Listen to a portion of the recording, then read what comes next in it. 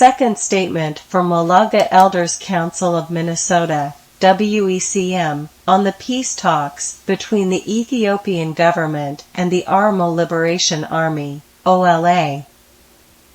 We would like to reiterate that WECM, as a group, is a neutral body of elders who came together according to our Oromo tradition and value, to be a voice for our people who are subjected to an unimaginably harsh conditions due to devastating conflicts in Oromia between the government forces and the Oromo Liberation Army, OLA, particularly in all zones of Wallagga.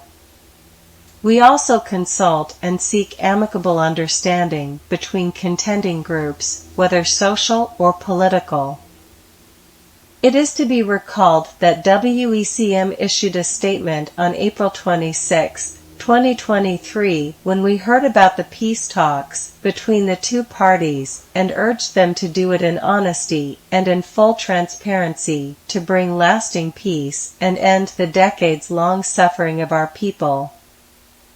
At the conclusion of their first round of talks, we are heartened that the statements both sides put out were encouraging and quite positive. They indicated that progress has been made, but there are still issues to be resolved. They are also in agreement to continue the talks, and they have thanked their hosts, facilitators, and mediators. Thus, again, we would like to urge both parties, with the full involvement of the mediators, to come together again and resume the talks until full agreement is reached in resolving the fundamental issues that led to the conflicts for decades.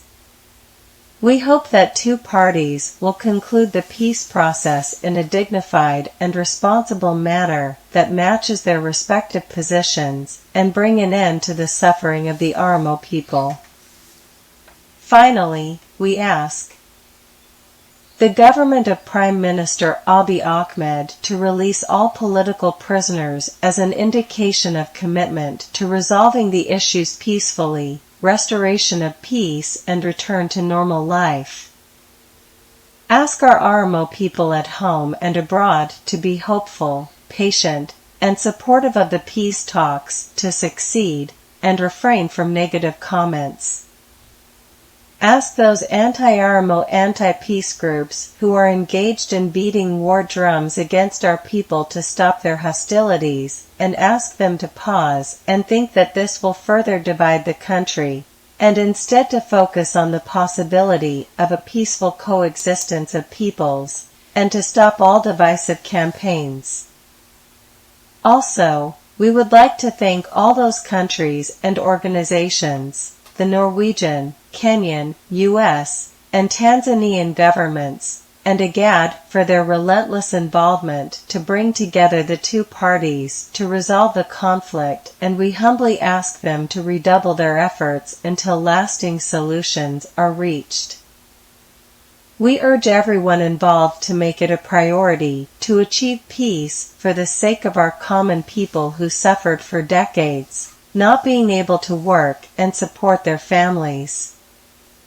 WECM, May 10, 2023. CC, U.S. State Department. Norwegian Government via Honorary Consulate General of Norway in Minnesota. Kenyan Embassy in the U.S. Tanzanian Embassy in the U.S. IGAD Headquarters.